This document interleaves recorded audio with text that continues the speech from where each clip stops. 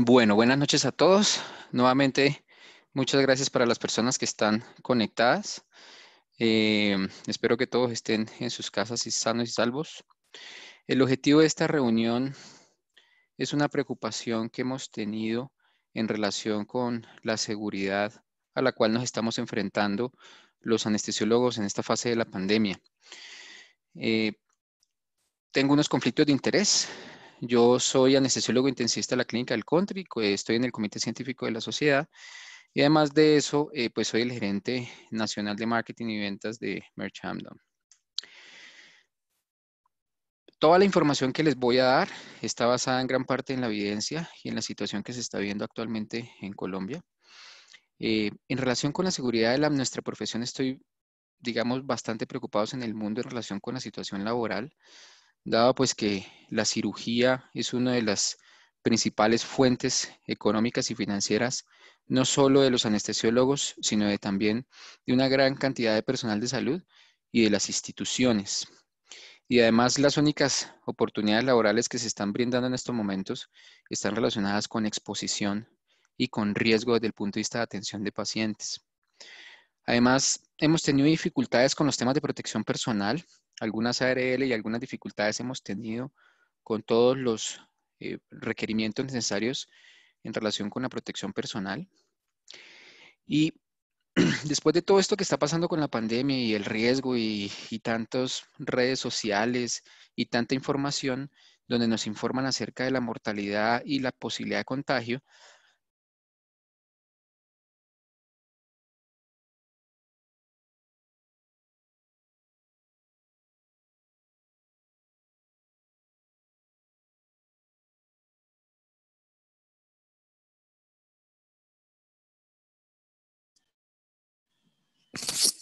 Doctor Leal,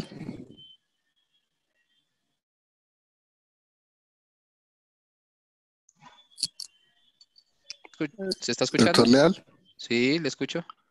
listo. Sí, tuvimos como 30 segundos fuera del audio, pero ya. Ok.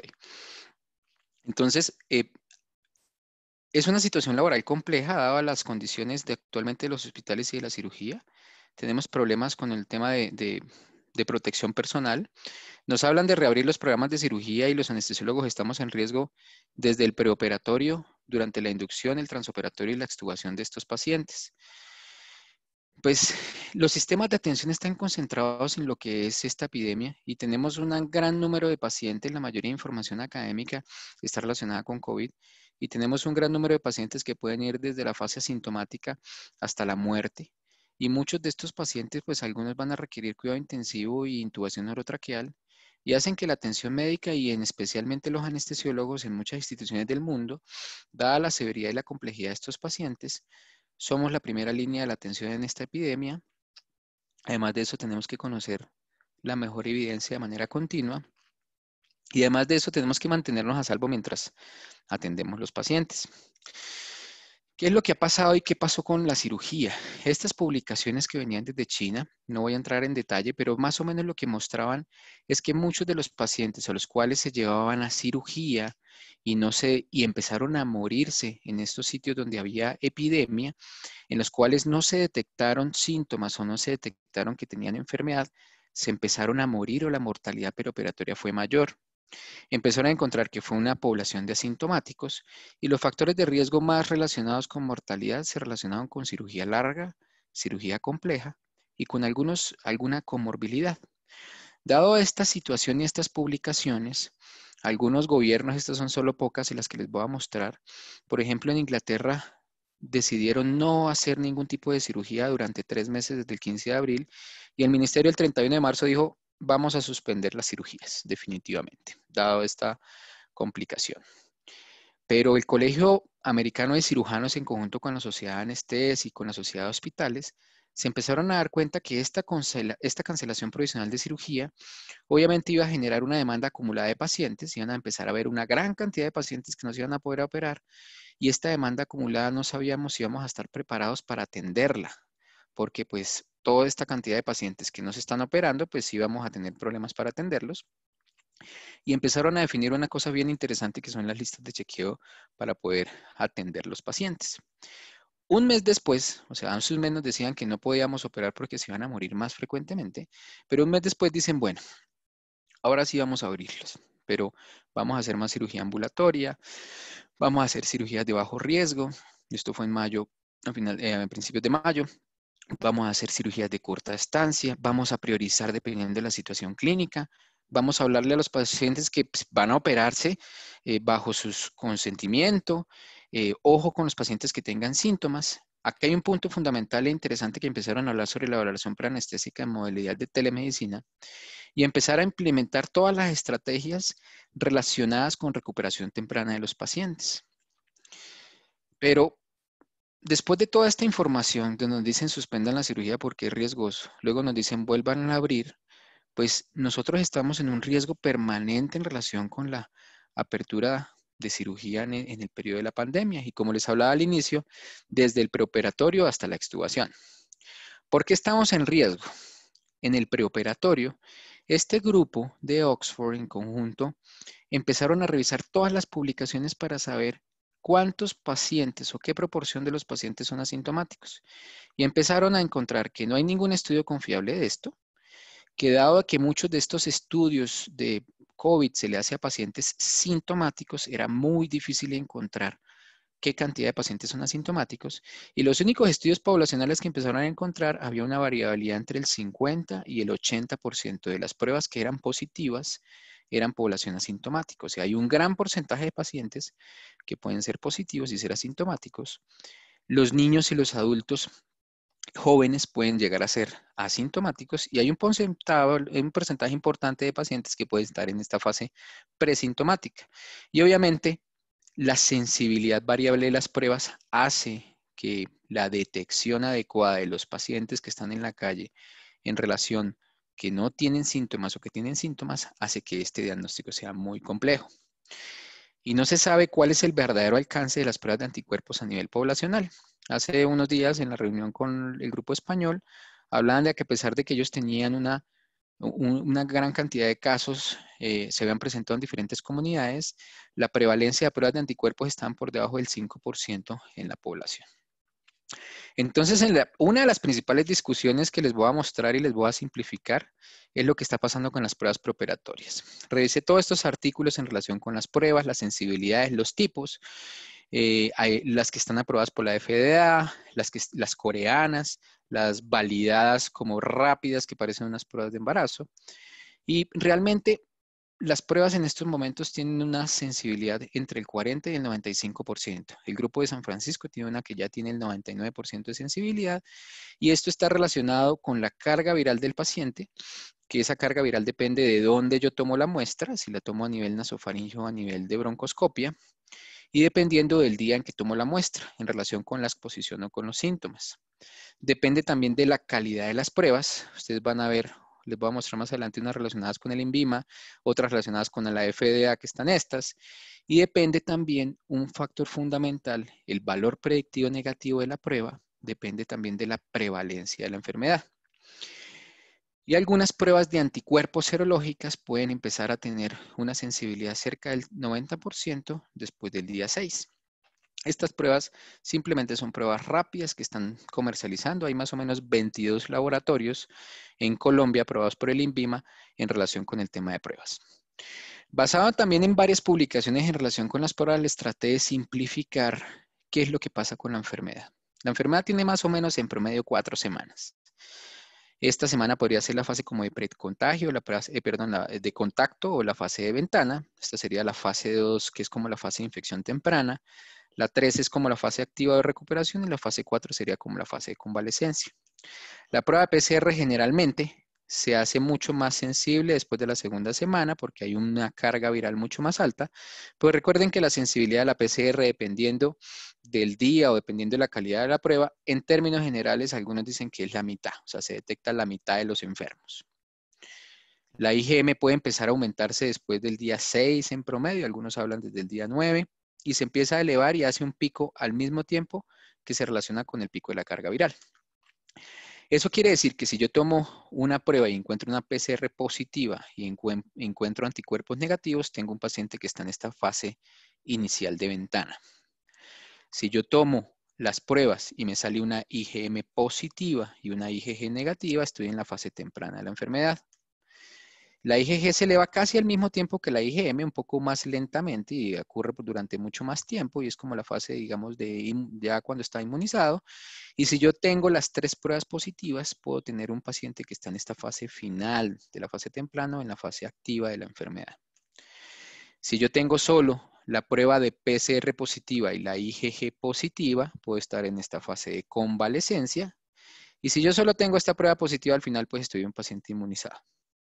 Dada la sensibilidad que tiene la PCR, que puede ser variable dependiendo de la calidad de las pruebas, yo puedo tener un porcentaje de falsos negativos en los pacientes que creo que están realmente negativos porque tienen todas las pruebas, tanto la PCR como las inmunoglobulinas, confundir los pacientes que están en ventana con falsos negativos o confundir pacientes que yo creo que están definitivamente recuperados porque tienen solo la IgG positiva, confundirlos y estar en estas fases de la semana 3 o la semana 4. Esto se los muestro por la complejidad que tienen las pruebas en la evaluación preoperatoria. Entonces, vamos a tener en el preoperatorio pacientes asintomáticos y la pregunta del millón, que les voy a mostrar cómo la vamos a solucionar. ¿Cuál es la prueba que vamos a hacer antes? En la preparación preparatoria, pues, ¿qué queremos saber? ¿Queremos saber los que están enfermos o los que no están enfermos? Realmente, los enfermos son los que realmente quieren saber los infectólogos o detectar la enfermedad. Pero realmente, cirugía y anestesia necesitamos saber cuáles son los que realmente no tienen la enfermedad. O sea, es muy importante el valor predictivo negativo de la prueba y la especificidad de la prueba. Entonces, según la prevalencia de la enfermedad, también el valor predictivo negativo va a variar y es muy importante que este valor predictivo negativo de la prueba sea altísima. Vamos a mirar qué es lo que vamos a poder hacer en Colombia. Estamos buscando literatura de los Estados Unidos en relación con pruebas. Buscamos literatura inglesa, hay literatura de la comunidad europea, hay literatura de la comunidad asiática y dicen esto. Este es el primer punto que quiero que quede claro. El pico de la enfermedad, estas 4 comunidades que les estoy mostrando están en esta fase de desaceleración. Al estar en esta fase de desaceleración, ellos decidieron arrancar los programas de cirugía electiva. Nosotros estamos en esta fase de iniciación o en esta fase de ascenso.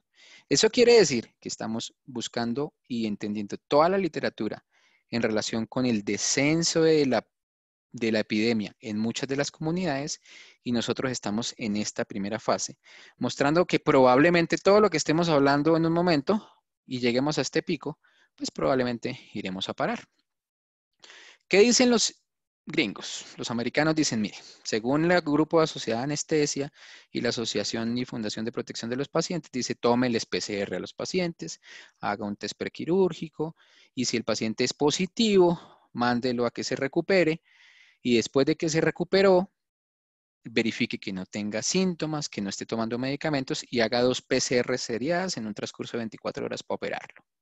Esos son los americanos. Los ingleses dicen, tómele de una vez PCR y anticuerpos.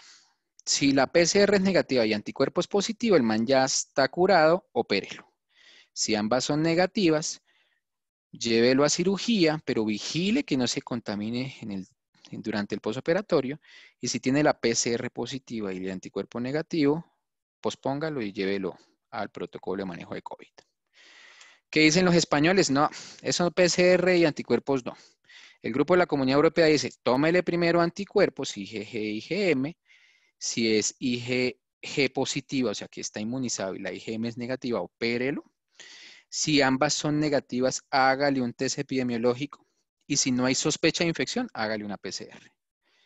Y si tiene a ambas la IgM positiva y la IgG positiva, llévelo a un test con un infectólogo. Entonces, estos dicen que PCR, estos que ambos, estos dicen que anticuerpos y luego definir PCR. El grupo de Asia dice, hagan 2 PCR seriadas y pruebas rápidas. Y además de eso, háganle aislamiento preventivo. Después de toda esta información tan variable, pues llega a Colombia y dicen, bueno, los de la Sociedad de Cirugía dice, hagamos solo anticuerpos.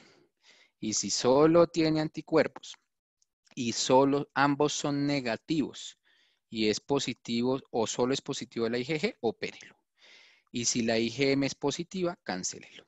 Y ellos hacen un tamizaje clínico antes. Entonces, la pregunta del millón es, ¿qué pruebas tenemos? Revisando toda la validación de las pruebas en relación con nuestro Instituto Nacional de Salud, las pruebas en asintomáticos que están validadas en Colombia varían la sensibilidad entre el 24 y el 42%, o sea, detectan menos de la mitad de los pacientes. Y su valor predictivo negativo es entre el 60 y el 79%. Eso quiere decir que la probabilidad de que detecte los sanos es alrededor del 60 y el 70%. Esto hace nuestro panorama muy difícil y estamos esperando esta semana. La Asociación Colombiana de Infectología se reunió a definir cuáles pueden ser las recomendaciones de ellos relacionados con las pruebas preoperatorias.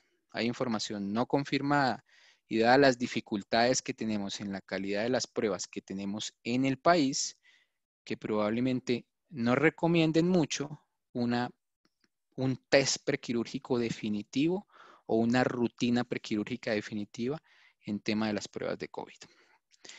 Lo único que se ponen de acuerdo más o menos esto, y se los traje así como lo más simple posible, dicen que cada institución y cada país debe hacer los test dependiendo de la calidad que tiene y de la prueba de su disponibilidad. Y basado en eso, hacer su protocolo propio. Hacer screening de síntomas y epidemiológico en todos los pacientes, eso sí se ponen de acuerdo. Tener claro en las estrategias de distanciamiento.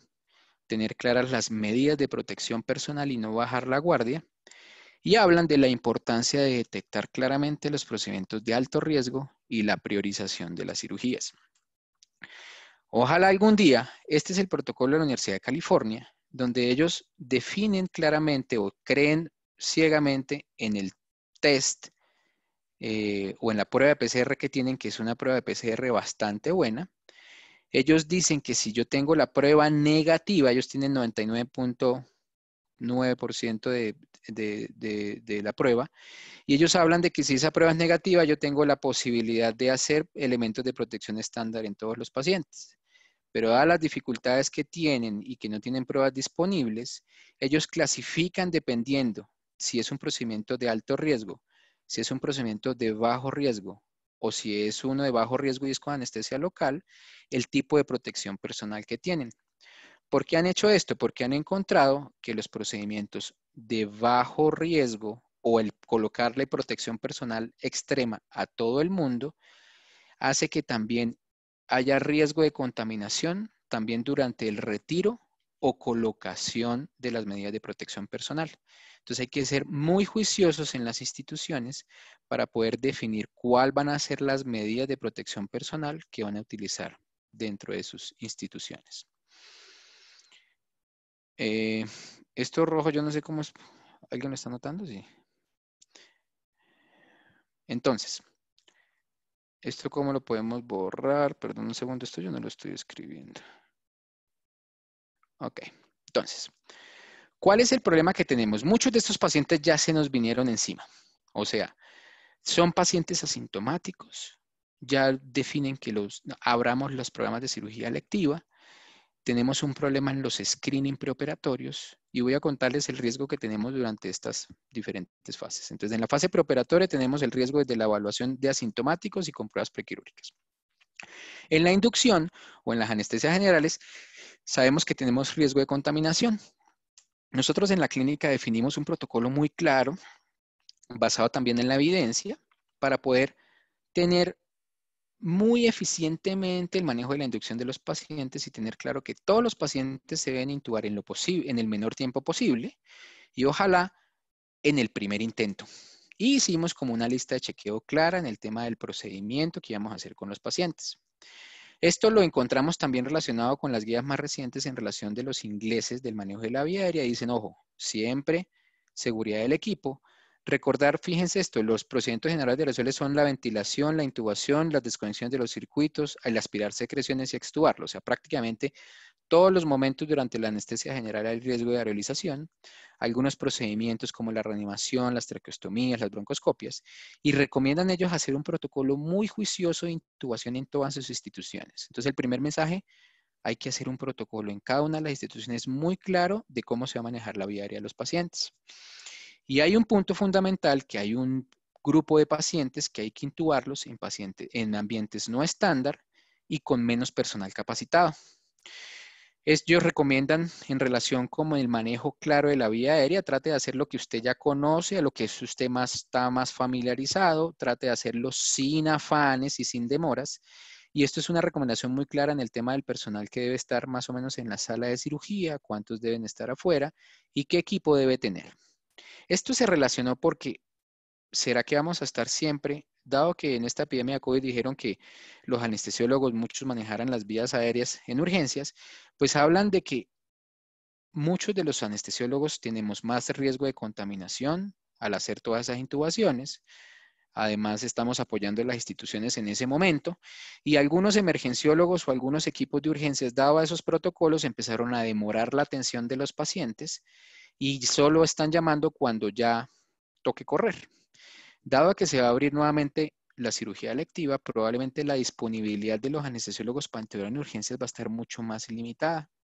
Y por eso este grupo recomendó un protocolo de cuándo llamar al anestesiólogo en urgencias en el manejo de la vía aérea en COVID. Dice, mire, si tiene 2 de estos factores o 2 de estos puntos, llamen al anestesiólogo porque el resto de manejos de la vía aérea en lo posible debe manejarlo el personal más entrenado en emergencias en el manejo de la vía aérea. ¿Qué hicimos nosotros en la institución donde yo trabajo? Dijimos, bueno, nosotros seguimos siendo la primera línea del tratamiento, tenemos que cuidar nuestra salud y nuestras familias, tenemos que cuidar de la contaminación en nuestros pacientes, y si ahora nos dicen que abramos la cirugía electiva, pues probablemente la disponibilidad de atención de esos pacientes de urgencia va a ser muy pobre. Entonces empezamos a hacer una cosa que se llama transmitir nuestro conocimiento y empezamos a entrenar al personal no anestesiólogo, hicimos simulación.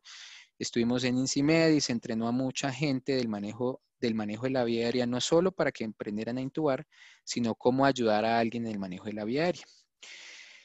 ¿Cómo enseñar este conocimiento? Pues somos los que más sabemos de intubar, además conocemos perfectamente los medicamentos para la intubación. Muchos de los medicamentos que vamos a usar sabemos que dependen de su temperatura, de la calidad del fármaco, de la dosis. Empezamos a darnos cuenta de la predecibilidad de los fármacos y pues a veces llegábamos a urgencias y los medicamentos que estaban para intubar eran midazolam y becuronio, y esto hacía que las dificultades en el tema de predecibilidad de los pacientes para la intubación fuera mucho más compleja. Muchas veces cuando uno quería colocar un relajante, pues muchas veces era diferente el músculo que se relajaba al que uno quería relajar, y teníamos claro que no sabemos si vamos a estar disponibles para las intubaciones fuera de los quirófanos.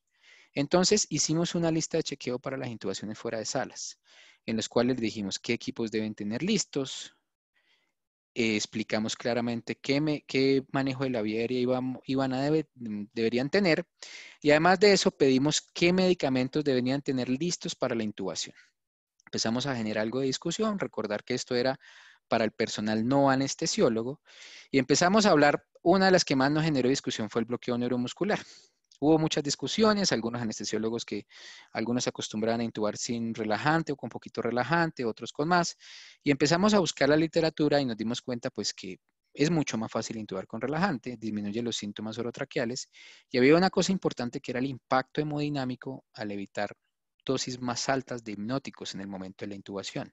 Entonces, al utilizar dosis bajas, pues los pacientes iban a tener mucho más compromiso hemodinámico, y empezó otra discusión en el tema de rocuronio versus succinilcolina, sobre todo para el personal no anestesiólogo. Buscamos la literatura y en el momento de la educación empezamos a darnos cuenta que enseñar el tema en los tiempos de latencia a buenas dosis entre ambos, prácticamente las condiciones de intubación son iguales.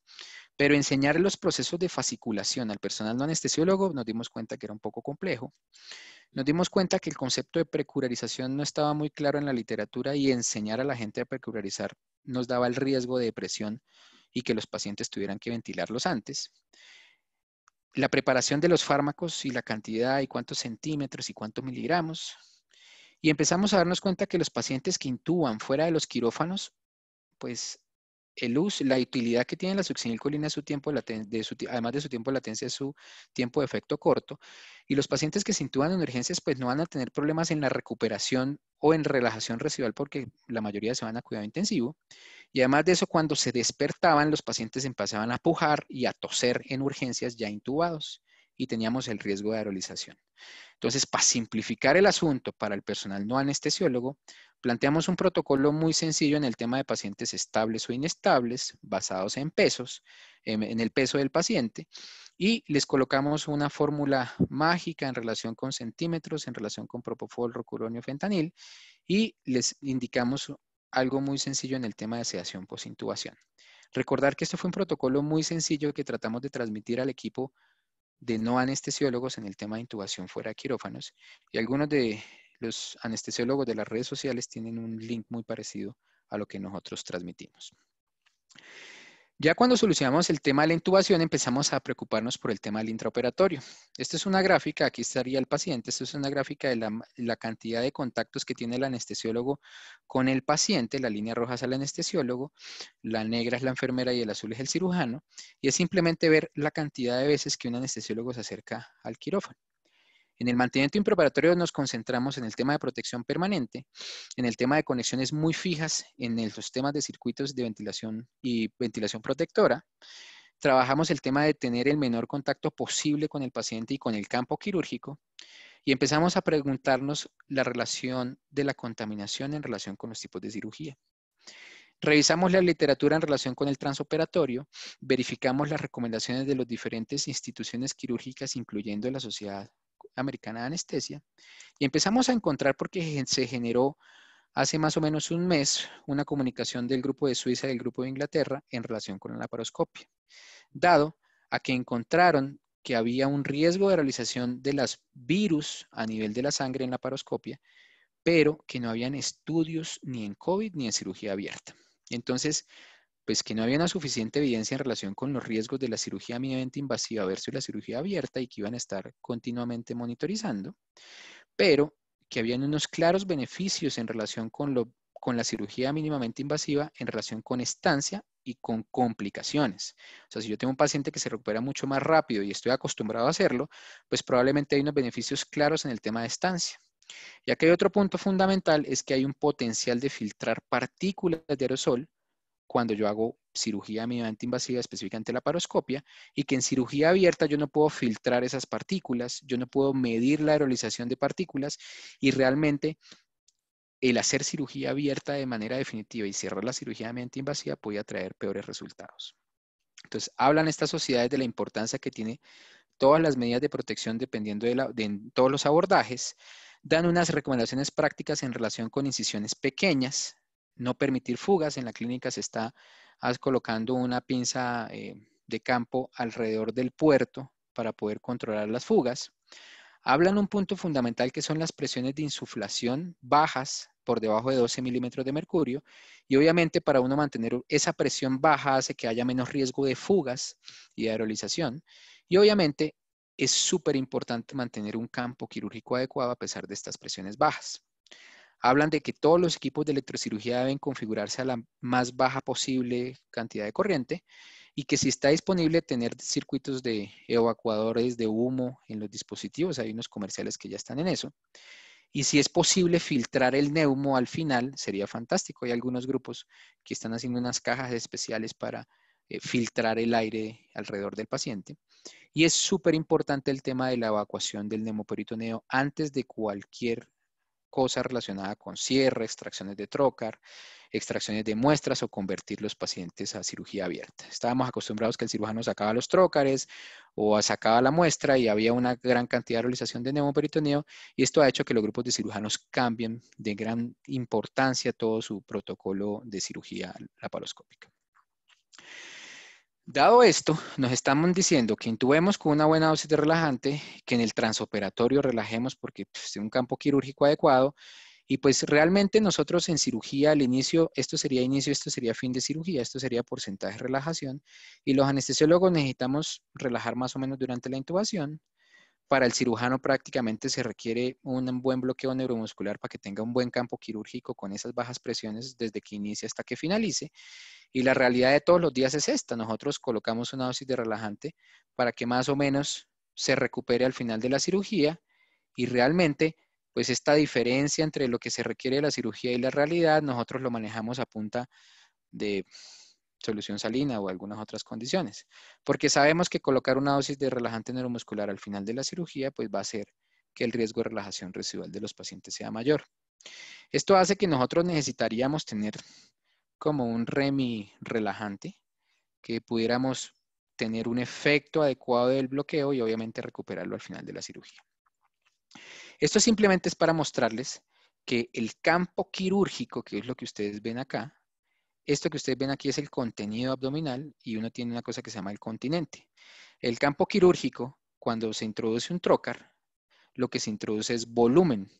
Y el campo quirúrgico depende de que yo tenga o poquito contenido abdominal y entre suficiente volumen, o que la pared abdominal esté más complaciente y pueda entrar más volumen de CO2.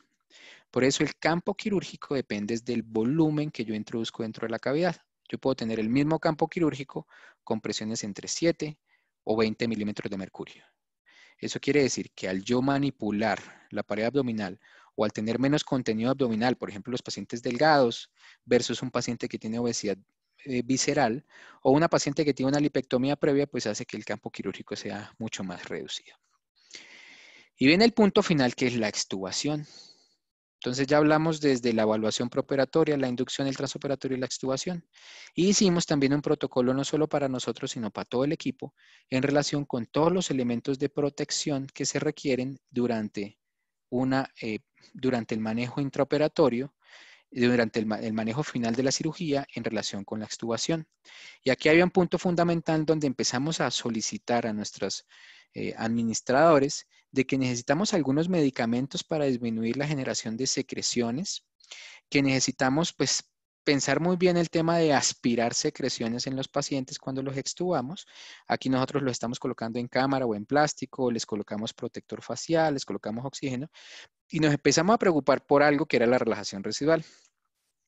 Basada en estas publicaciones desde el 75 al 2015, la relajación residual puede variar en los pacientes hasta en el 50%. O sea, casi la mitad de los pacientes pueden tener relajación residual en estas publicaciones.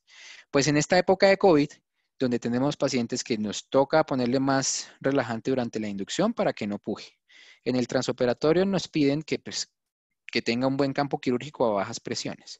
Y además de eso, en la extubación, pues necesitamos que el paciente esté en las mejores condiciones, pues la probabilidad de relajación residual es mucho más alta.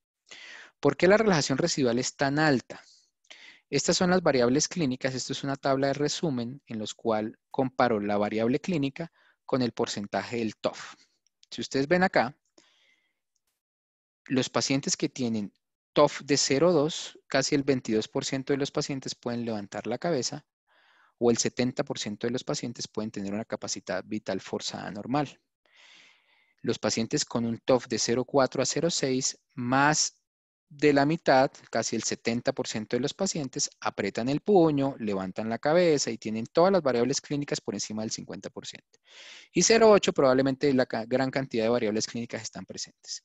En promedio, cuando uno hace una variable clínica, es como si usted tirara la moneda al aire. O sea, un paciente que levanta la cabeza puede ser que tenga efecto residual de relajante neuromuscular o puede ser que no lo tenga. ¿Y cuál es el problema de la relajación residual? Este es un trabajo muy bonito en el tema de hematometría esofágica. Aquí le dan un trago de bario a un paciente control y a un paciente con un manómetro y un trago de bario con un TOF de 0,6 encontraban que hacían remanentes de medio de contraste a nivel orofaringeo. O sea, el paciente se levantó, movió la cabeza, apretó el puño y le empezaron a dar trago de bario y empezaron a encontrar que hacía un porcentaje de retención a nivel cricofaringeo.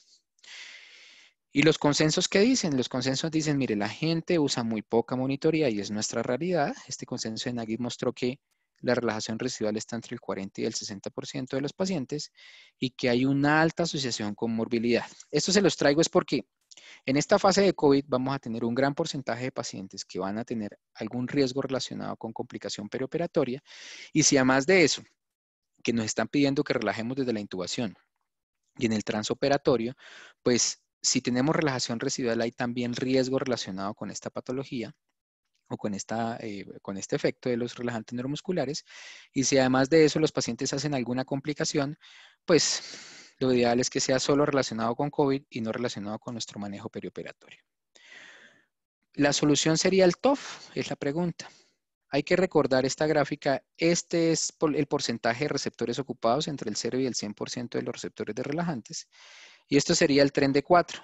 Esto simplemente es para mostrarles que yo puedo tener un TOF mayor del 0,9 y puedo tener entre el 0 y el 70% de receptores ocupados. Eso quiere decir que a pesar que yo tengo un TOF por encima de 0,9, tengo pacientes que están en un gran porcentaje de receptores que tienen algún efecto y algunas publicaciones han mostrado que a pesar de que algunos pacientes se recuperan en la monitoría del TOF, aún tienen un riesgo independiente en relación con complicación pulmonar o con respuesta ventilatoria a la hipoxia. Y algunos hablan de la recurarización, está relacionada con esto. Por eso este consenso hace un resumen en relación con la interpretación de la monitoría y lo más importante de este consenso es que describe que el TOF por encima de 0,9 es una recuperación aceptable. Y hablan de que las sociedades deben desarrollar guías y que todos los términos deben estandarizarse para que la gente no hable temas diferentes en el tema de monitoría.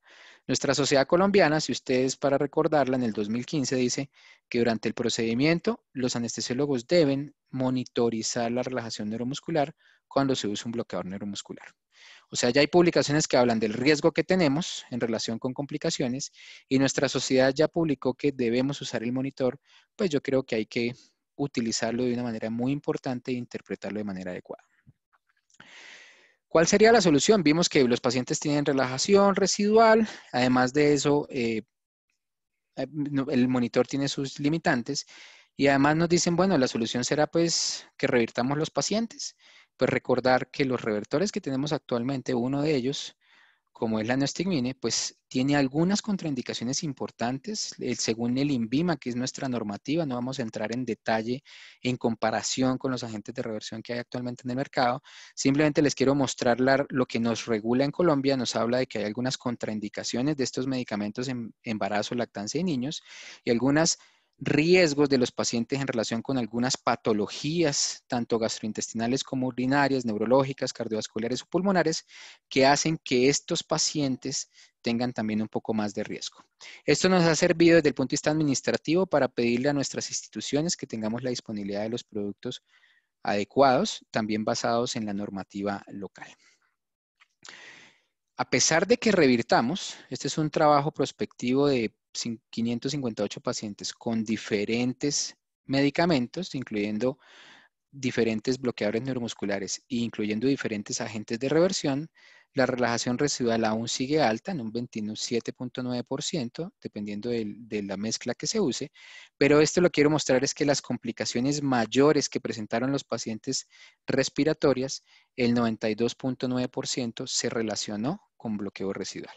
Entonces, en esta fase de COVID vamos a tener un gran riesgo, estas son publicaciones previas a esta epidemia, y obviamente vamos a tener también mucho más riesgo de que si vamos a reintervenir una complicación pulmonar posoperatoria en los pacientes, vamos a nuevamente tener riesgo de exposición y riesgo de contaminación de los pacientes. ¿Cuáles son las soluciones? Pues tenemos nuevos campos laborales. Yo les recomiendo claramente que eduquemos al personal no anestesiólogo en el manejo de la vía aérea porque no siempre vamos a estar disponibles y ahora con la reapertura de cirugía electiva vamos a estar más limitados. Hay un punto fundamental que es las medidas de protección. Hay que prepararse para este proceso de reactivación de cirugía desde todos los puntos, desde el preoperatorio hasta la extubación, dado que permanente estamos en riesgo de contaminación y además de eso nuestros pacientes van a tener más riesgo desde el punto de vista perioperatorio porque ya les mostré las dificultades que tenemos con las pruebas preoperatorias y les traté de resumir todo lo relacionado con esto. Ya se nos vinieron las cirugías y necesitamos que así como siempre lo hemos hecho, nuestro manejo perioperatorio sea absolutamente impecable de los pacientes. Este grupo de Health Leaders dice, bueno, si van a empezar nuevamente la cirugía electiva, tienen, ojo, recopilen todos los datos que tengan. Eso es algo fundamental. Y hablan un punto interesante que hay que buscar el bienestar de los trabajadores, porque además de que algunos en la clínica, por ejemplo, yo trabajo en cuidado intensivo y tenemos pacientes de COVID en la UCI, pues además de que tocó atender muchos de estos pacientes, ahora nos dicen, ahora vamos a abrir cirugía. Y además es súper importante mitigar todos los riesgos en relación con seguridad, dado a las probables ondas siguientes que van a llegar de COVID. Y nos dicen, hagan 10 pasos claros para poder hacer la reapertura. El primero, definan cuáles son sus estadísticas locales y detectar cuándo se empieza a elevar ese pico de enfermedad, porque hay que establecer un umbral, porque hay probabilidades de que toque volver a parar la cirugía electiva, que es altamente probable. Este punto es súper frecuente. Dicen, depende de la disponibilidad de las pruebas que usted tenga, haga usted unas políticas preoperatorias, las que usted quiera, dependiendo de lo que tenga, y además unas políticas de trabajadores de la salud. Yo estuve revisando toda la literatura posible en relación con protocolos en personal de salud y ni el CDC tiene una publicación clara en relación con eso. Hablan claramente de los equipos de protección personal y hablan de tener un suministro confiable de al menos 30 días y hacer un protocolo muy claro de cómo se va a proteger el personal y los pacientes en la institución.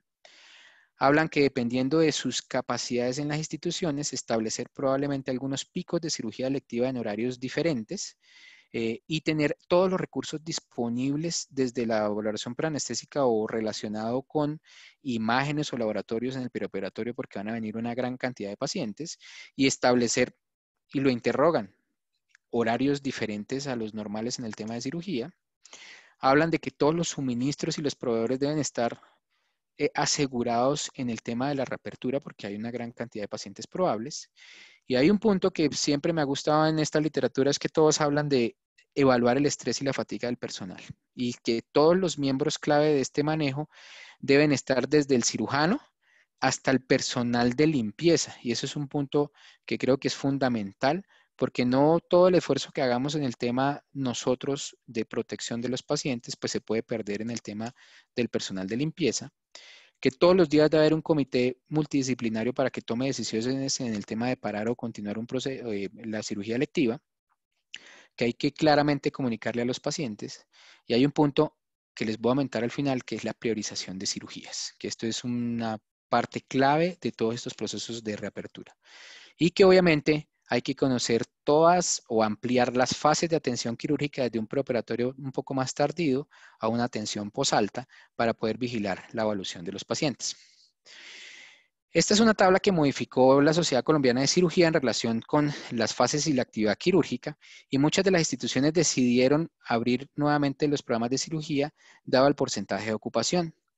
Dependiendo de la ocupación de pacientes de COVID que tengan en hospitalización o en cuidado intensivo, hablan de las actividades quirúrgicas y hablan de que dependiendo de esta alerta, uno podría definir en qué fase está su institución y cómo hacer los programas de reapertura. Ellos modificaron alguna que publicaron los españoles, pero hablan más o menos que en esta alerta leve o en este porcentaje de ocupación, tratar de, digamos, la actividad quirúrgica está relacionada dependiendo del consumo de recursos que se puedan necesitar, dado a que puede llegar una alerta mucho más alta en los cuales haya un porcentaje de pacientes que requieran, obviamente, el cuidado intensivo. Algunas recomendaciones de diferentes instituciones que se juntaron para poder hacer como un paso a paso.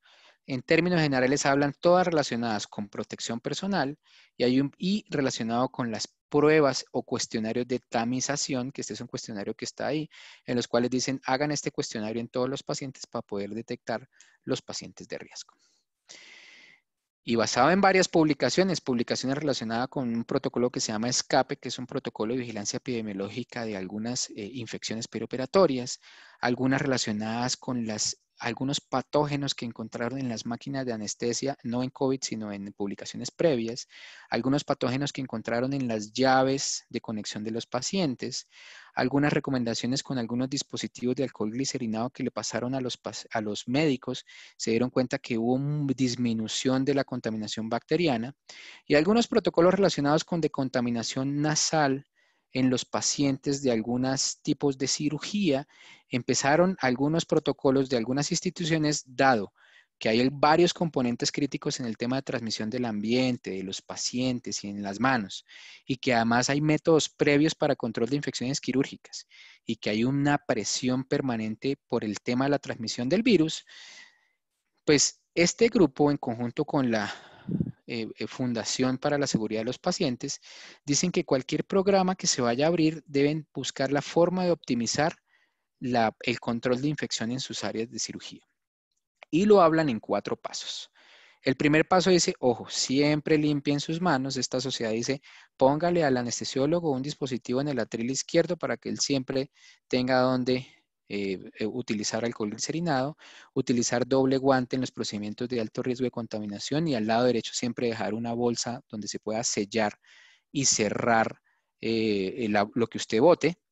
Dicen en el tema de contaminación nasal, oral y de las manos de los pacientes, esto lo están recomendando en esta fundación basado en los estudios previos, y un claro protocolo de protección de pacientes, esto lo hacen con clorexidina y con soluciones yodadas, y esto lo recomiendan 1 hora antes del procedimiento.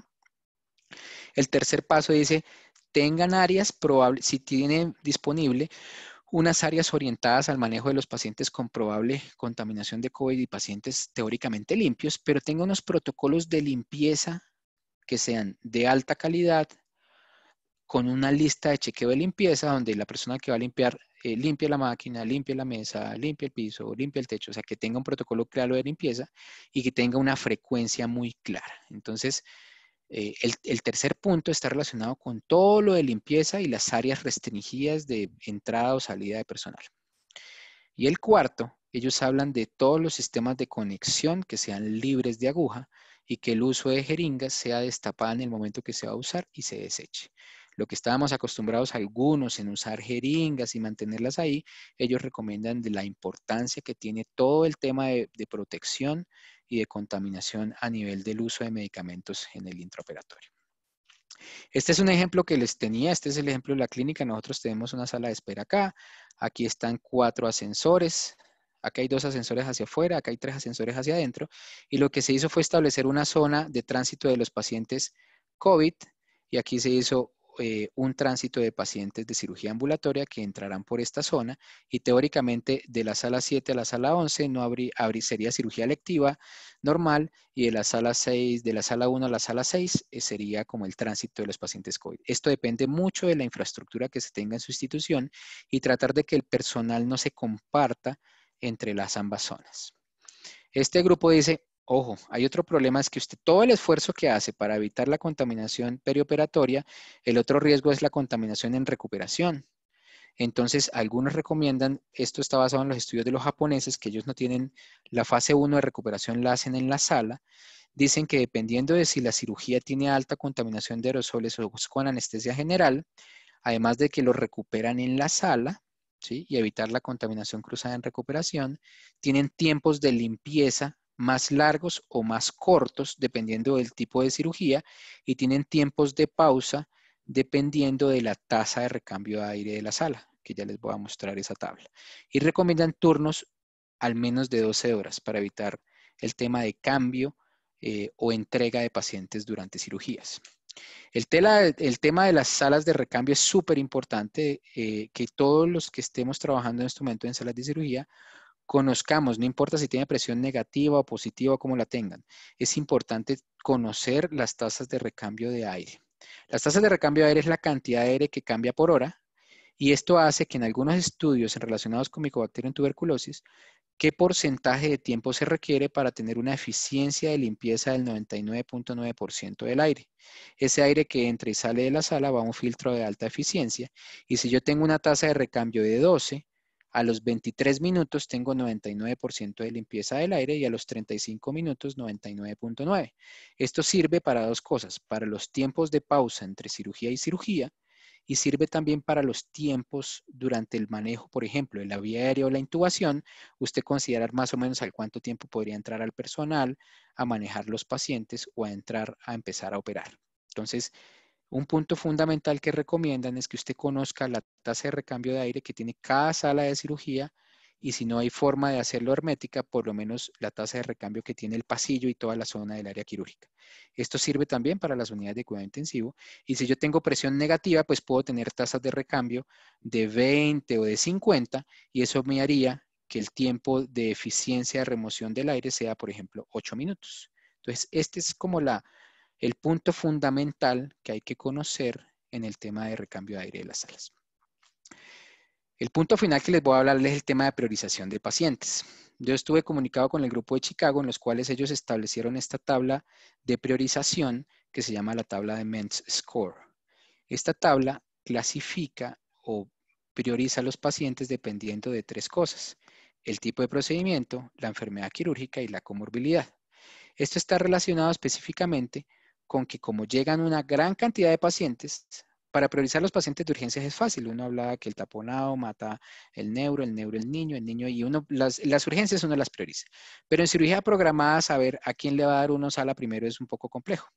Estos factores del procedimiento están relacionados con los pacientes que más se murieron en esos estudios de China y en relación con el consumo de algunos aditamentos importantes en salas de cirugía o en el tema de la epidemia, como son cuidado intensivo, pérdida de sangre, y algunos ítems relacionados con la probabilidad o el riesgo de contaminación del personal. Entonces aquí está el tamaño quirúrgico, la probabilidad de intubación, la cirugía.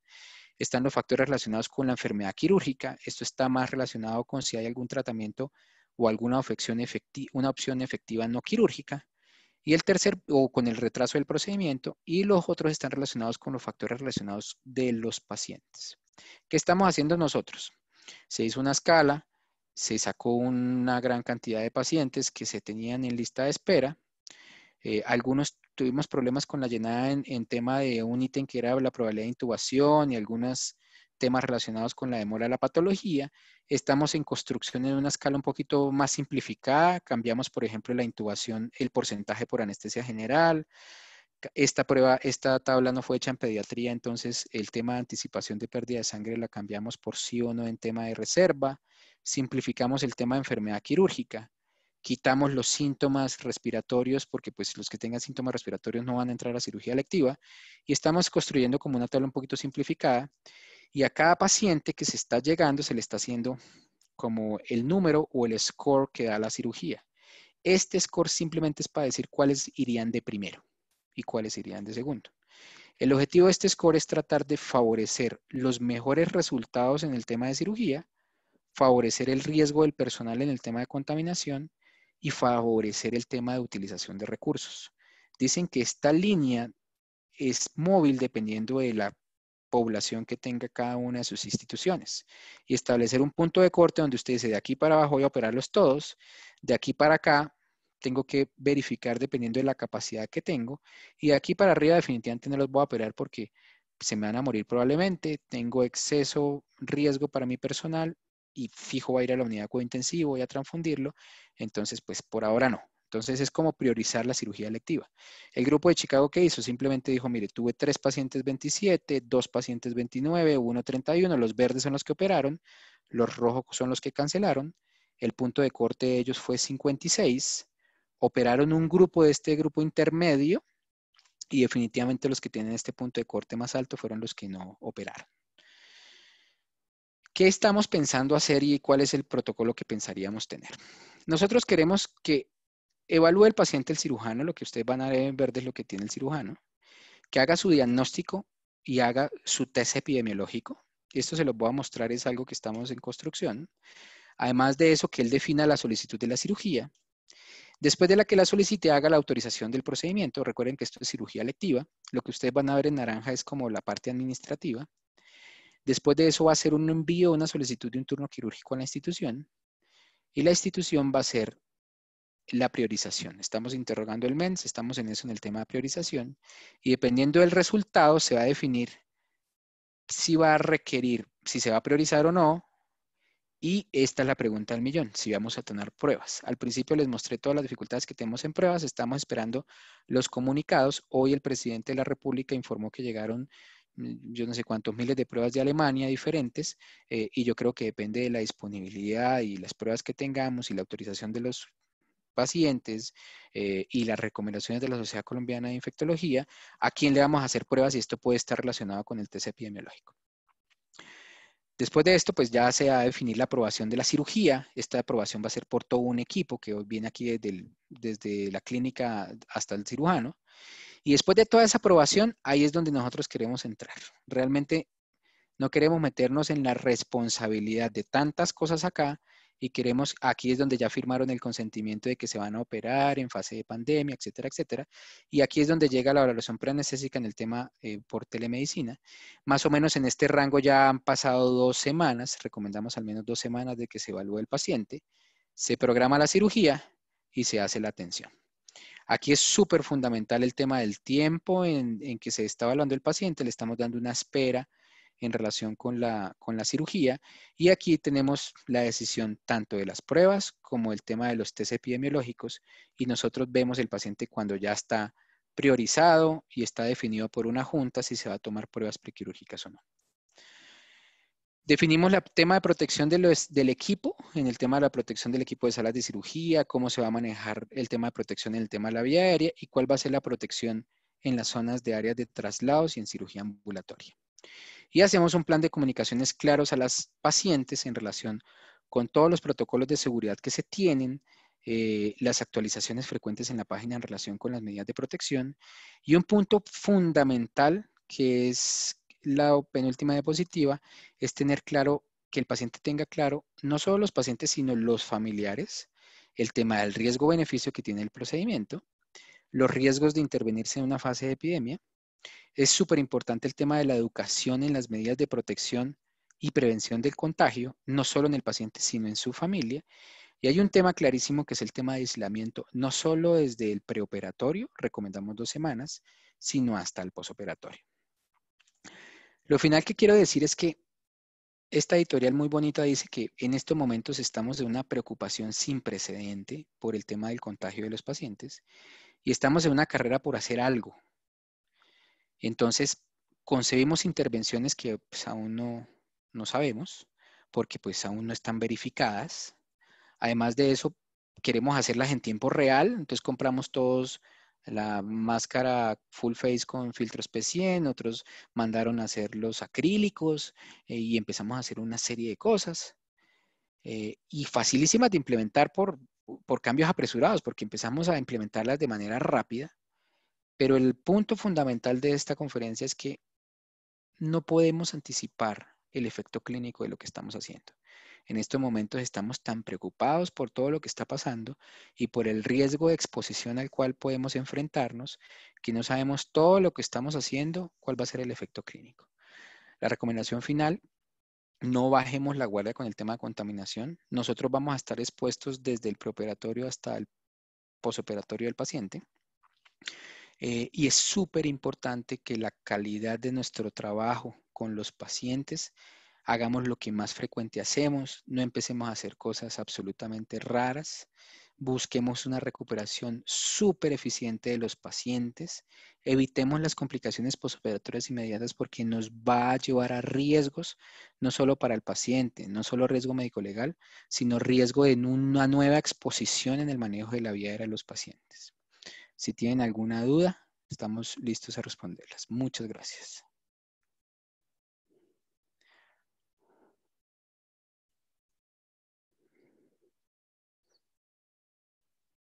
Aquí me pidieron que quitara las rayas, pero no sé quién las colocaba y no las pude quitar en ningún momento.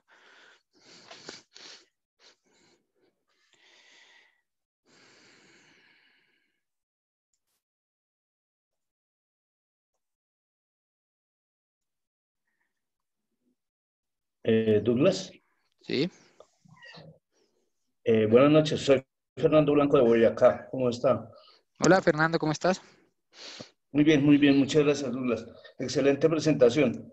Por favor, un comentario sobre la disposición de los filtros en la máquina de anestesia, en los circuitos, qué están haciendo, cómo están manejando, y considerando que seguramente ustedes en la clínica pues tienen un manejo un poquito más fácil que el que tenemos en las entidades oficiales, pero digamos, ¿cuál sería la recomendación?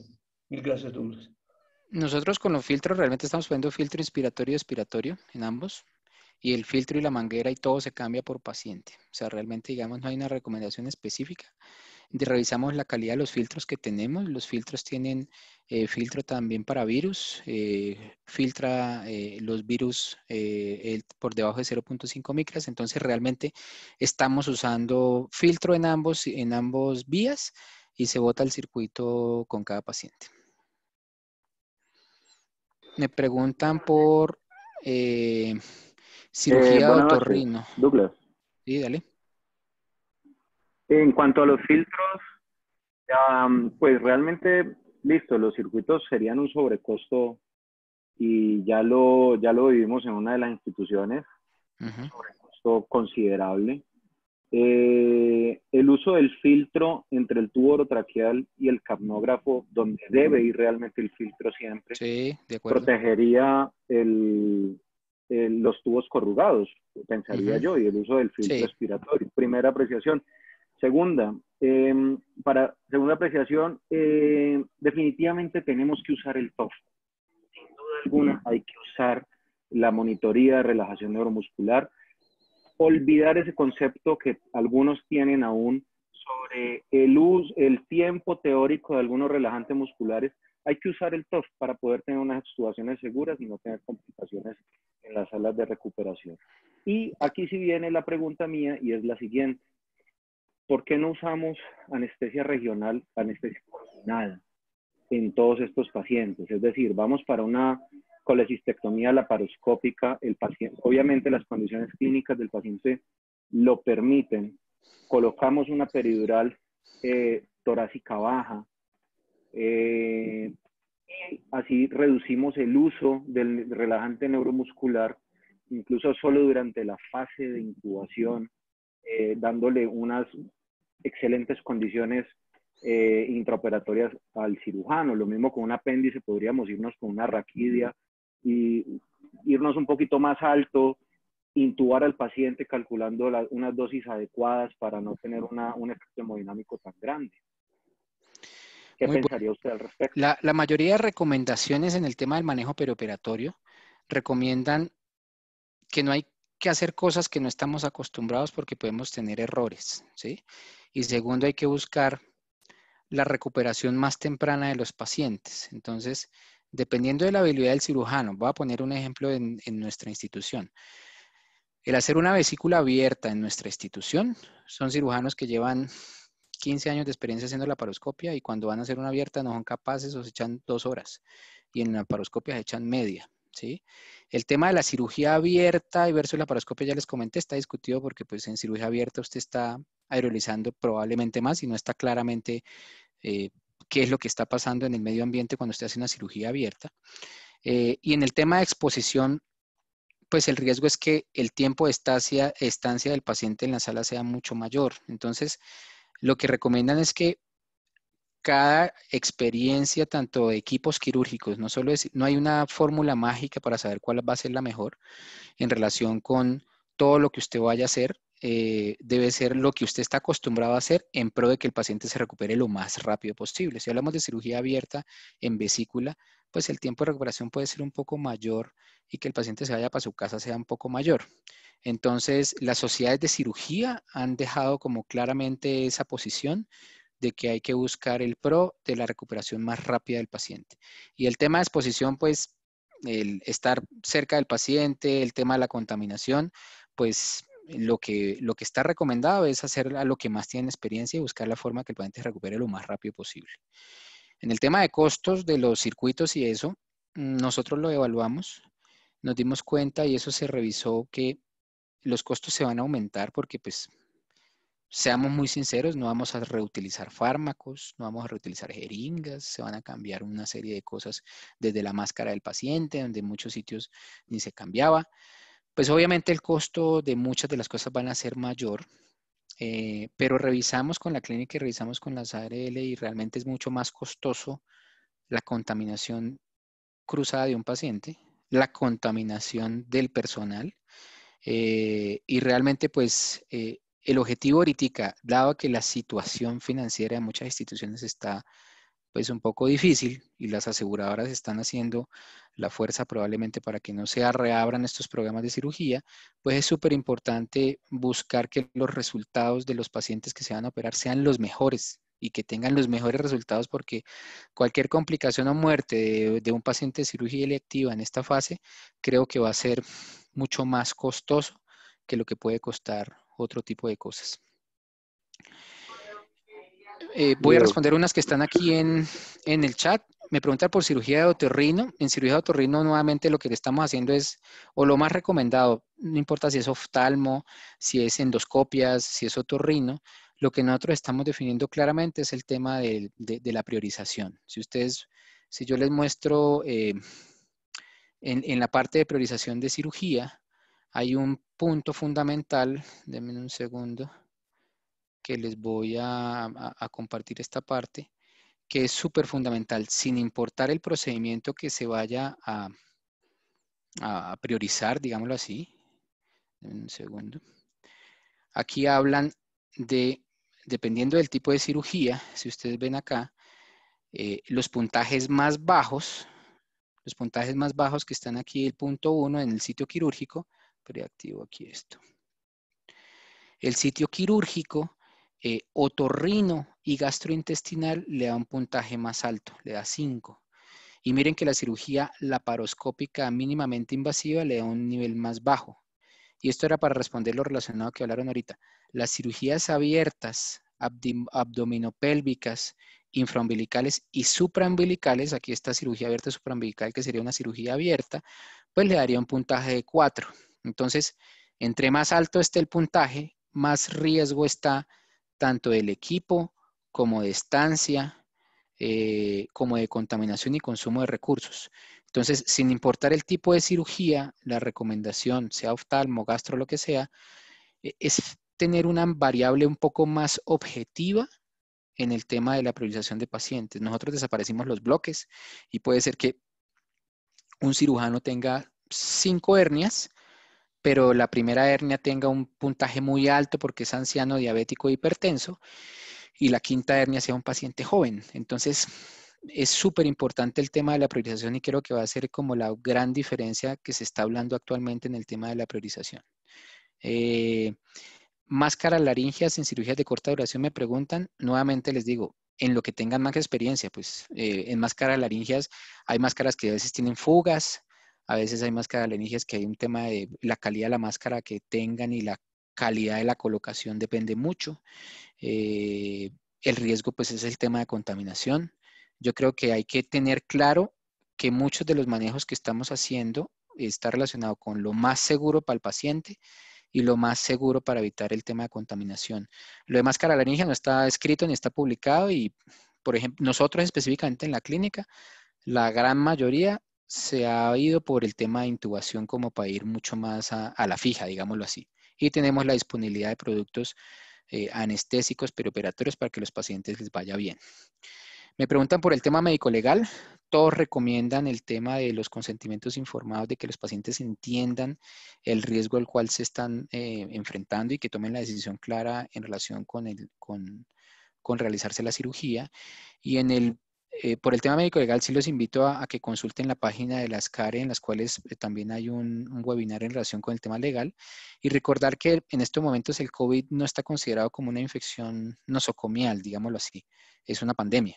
O sea, si un paciente hace una infección por COVID en un perioperatorio, no necesariamente está asignado, y en lo que se habló en el webinar legal, está relacionado no con una infección perioperatoria, sino con algo relacionado con una infección de riesgo en el tema de la pandemia.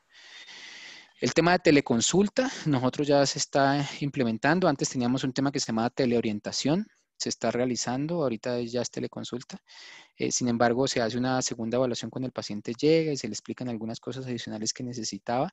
También la Sociedad Colombiana de Anestesia tiene información en relación y asesoría en relación con el tema de teleconsulta.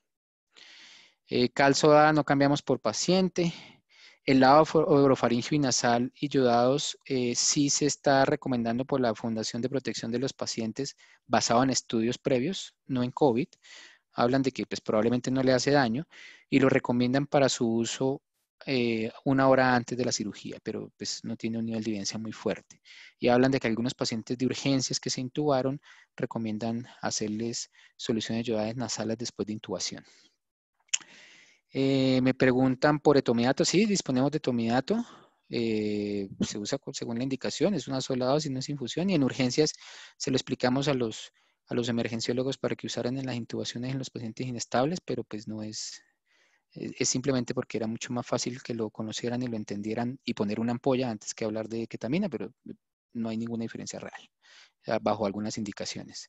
Sugamadex, sí disponemos de Sugamadex. Tenemos la ventaja de tener disponible el medicamento y dado que el tema está relacionado con seguridad tanto del paciente en el tema de recuperación y seguridad del personal durante la extubación y no queremos estar aspirando secreciones dadas los efectos adversos, esa disposición y lo que les mostré en relación con el INVIMA ayudó que la parte administrativa tuviéramos la disponibilidad del producto, sobre todo por el tema de protección del personal. Y nuevamente, pues, es mucho más costoso la enfermedad o la complicación perioperatoria o la contaminación del personal más que el costo de un medicamento. Y recordar que los anestésicos, pues, cuestan cerca del 5% de los paquetes quirúrgicos y realmente nosotros somos muy baratos. El tema de recomendaciones como por ejemplo un apéndice en intubación en pacientes en cirugías cortas, nosotros les voy a ser muy sincero, en salas de cirugía hacemos inducción de secuencia rápida, no importa con cuál sea succinilcolina o rocuronio. O sea, intubamos por el tiempo de latencia corto y queremos no ventilar durante la inducción. No usamos dosis menores, preferimos intubar con una dosis plena, ya sea de cualquiera de los dos, para tener una condición buena de intubación. Y dependiendo de la cirugía o dependiendo del paciente, si es un paciente delgado, es un paciente que tiene una pared muy complaciente, pues probablemente van a tener un campo quirúrgico con presiones bajas, pero hay que medirlo. Entonces mucho se usa succinilcolina y se intuba y si tiene un buen campo quirúrgico no se usa dosis adicional de relajante, como lo hacíamos frecuentemente, pero si se requiere se pone dosis adicional en el intraoperatorio y se revisa la relajación residual y se revierte. O sea, aquí prima más la buena condición quirúrgica, el tiempo de latencia corto y una intubación muy segura por el tema de contaminación y una extubación del paciente muy efectiva. Y como ya habían hablado, pues es importante tener la monitoría porque eso es base fundamental de, pues, de que conocer si el paciente tiene o no tiene relajación residual.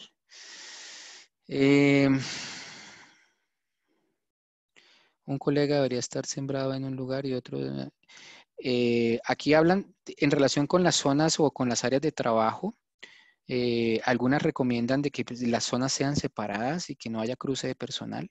Sin embargo, existe el riesgo en el tema de que yo asigne unas personas a los pacientes contaminados y otros a los pacientes no contaminados. Entonces, es un poco difícil el tema de asignación del personal en ese tipo de casos, pero digamos, sí recomiendan turnos más largos y que los pacientes no, y que los médicos no se entrecrucen en el tema del riesgo de contaminación en las áreas de café o en el retiro de los equipos de protección. Aquí hablan de las técnicas periorales para analgesia, sí, se puede usar, es una técnica muy buena y recuerde que hay que siempre buscar la forma de que los pacientes, la analgesia y la eficiencia del quirófano y que los pacientes salgan lo mejor posible. Hay otra pregunta relacionada con los diabéticos, hipertensos, obesos en el tema de la pandemia. Nuevamente, la recomendación de esto hay muchas preguntas, pero la recomendación está basada en el tipo de cirugía y en la priorización. Ustedes ven aquí, por ejemplo, en el tema de procedimientos, lo relacionados con el procedimiento, y acá hay unos puntos relacionados con la patología en relación con asma, apnea obstructiva del sueño, diabetes, y puede ser que algunos bariátricos o si la cirugía no se va a alterar con que se retrase 6 semanas, como está en el factor quirúrgico, pues podría tener un score alto y ser algunos pacientes que se demoren en el proceso de priorización. No necesariamente es contraindicar la cirugía en algún tipo de pacientes, sino simplemente hacer un proceso de priorización y dependiendo de que tengan todo lo relacionado con los pacientes que tienen en su institución. Si yo estoy en un centro de cirugía bariátrica y solo tengo cómo abrir cirugía bariátrica, pues tengo que hacer un proceso de priorización para operar los menos obesos, los que tengan menos enfermedad pulmonar, menos apnea obstructiva, menos diabetes, que no sean reintervenciones y de último operaré los de mayor riesgo. Entonces es súper importante el proceso de priorización y si es oftalmología, pues usted coge su población quirúrgica, le hace el score que quiera, este es el que se está usando en el Grupo Chicago, y simplemente hacer un proceso de priorización de los que tienen. Me preguntan acerca de que se había perdido el audio en el tema de la extubación. Extubarlo despierto es lo que más se recomienda y que el paciente no vaya a tener ningún tipo de depresión posoperatoria. Los enjuagues bucales y orofaringeos igual están recomendados con clorexidina con soluciones yodadas. Nosotros realmente no estamos nuevamente haciendo ventilación en la inducción. Bueno, aquí hay muchas más preguntas. ¿Alguien quiere hacer otra pregunta con audio? ¿O algún comentario adicional?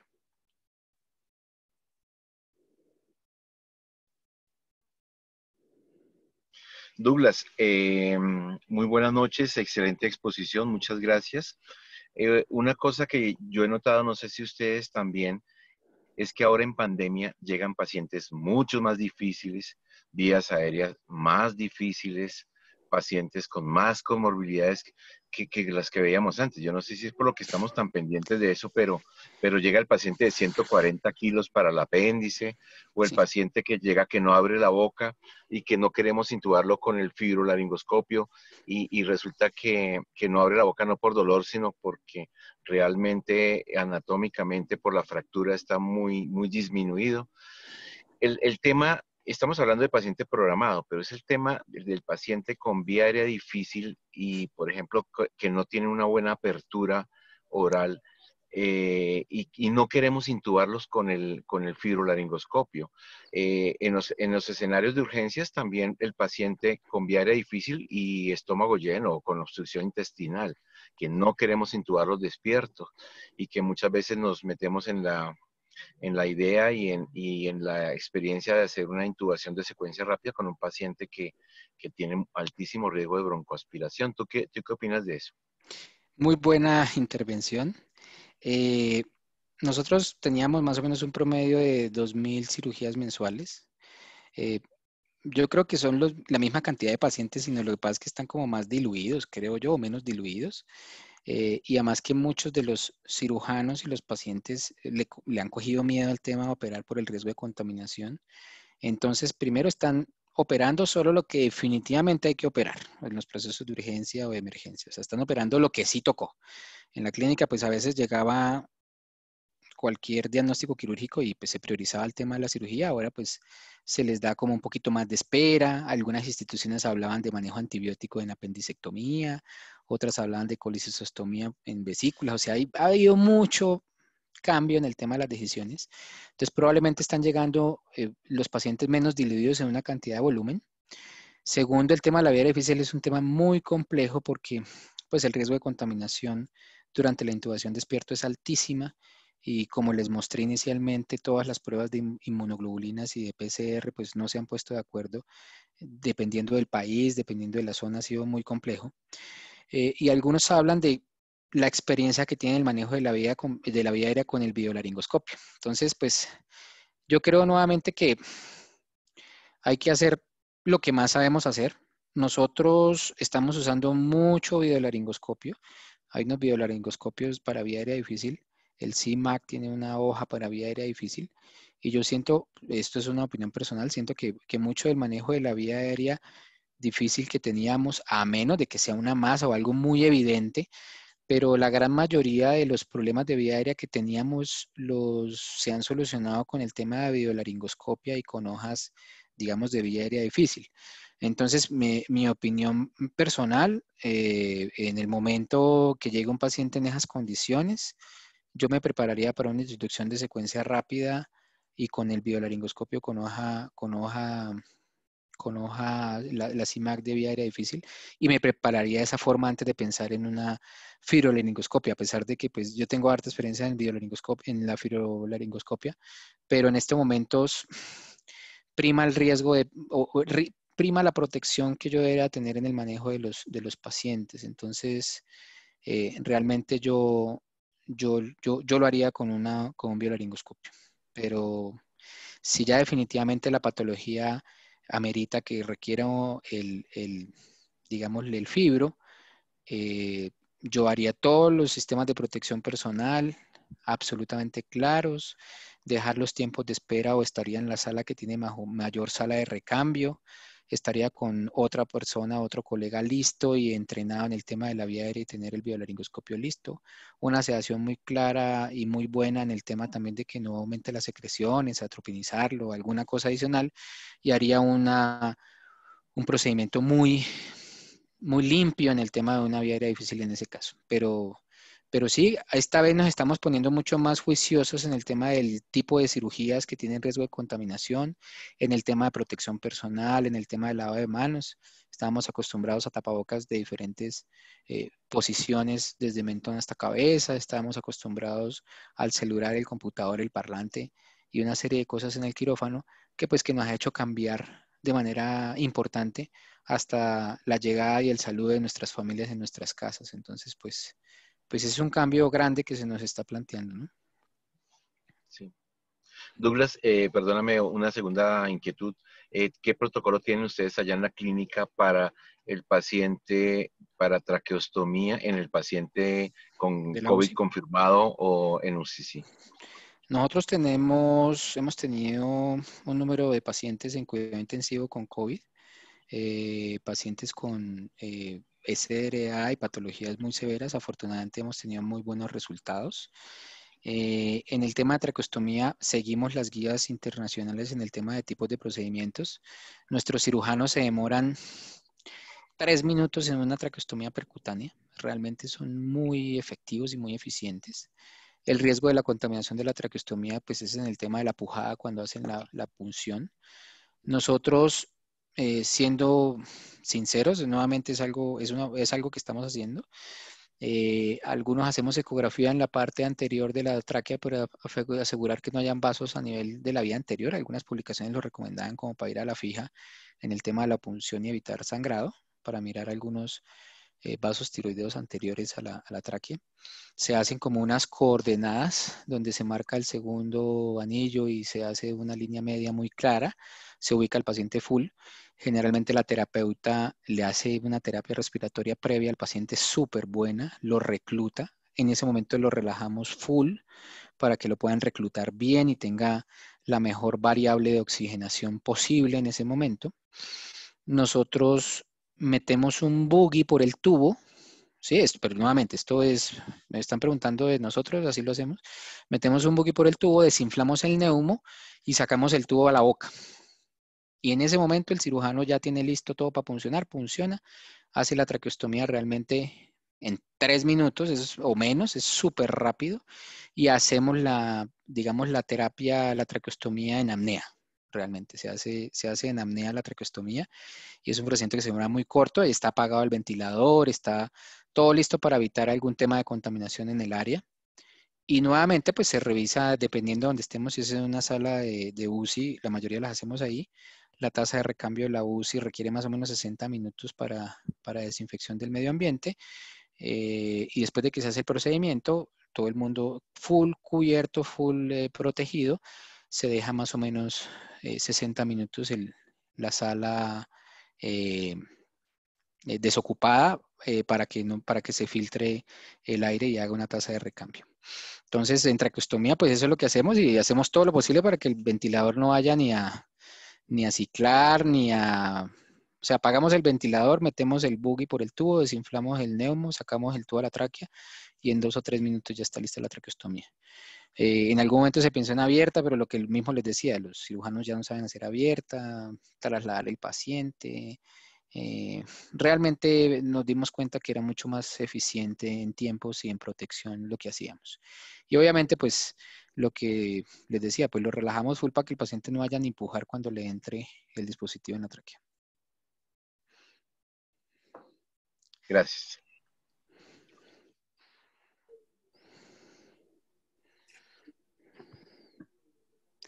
Aquí me preguntan por sedaciones en endoscopia. Nuevamente, depende del servicio que tengan, lo que vayan a manejar en su área fuera de quirófanos.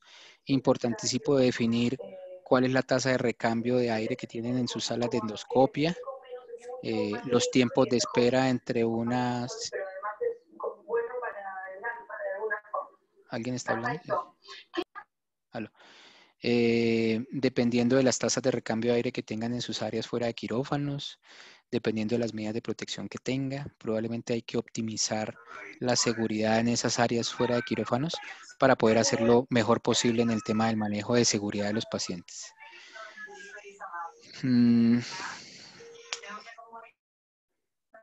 Aquí me preguntaban por el tema de intubación y la entrada de la gente, pues lo que les decía y les mostré en la charla, revisar las tasas de recambio que tengan en sus salas y cada institución va a definir, dependiendo de la sala, probablemente cuando aborden la vía aérea, pues cuánto tiempo recomendarían esperar. Nosotros estamos haciendo más o menos 15 minutos de espera después de la intubación, que realmente es lo que la mayoría, como el hospitalario es el que entra también a ayudar, entrenamos también a los hospitalarios de cirugía en el manejo de la vía aérea, sobre todo en el apoyo, y pues mientras entra el resto de personal, pues hacen la limpieza o alguna cosa adicional. Pero eso depende mucho de las tasas de recambio de sus salas. Yo creo que parte fundamental y para los servicios que aún no están autorizados por el ministerio como la cirugía plástica o ontología o alguna cosa, lo primero que toca hacer es muy importante revisar las áreas y cómo va a ser las rutas de seguridad de las instituciones. Es súper importante que revisen la tasa de recambio de aire que tienen en su sala de cirugía.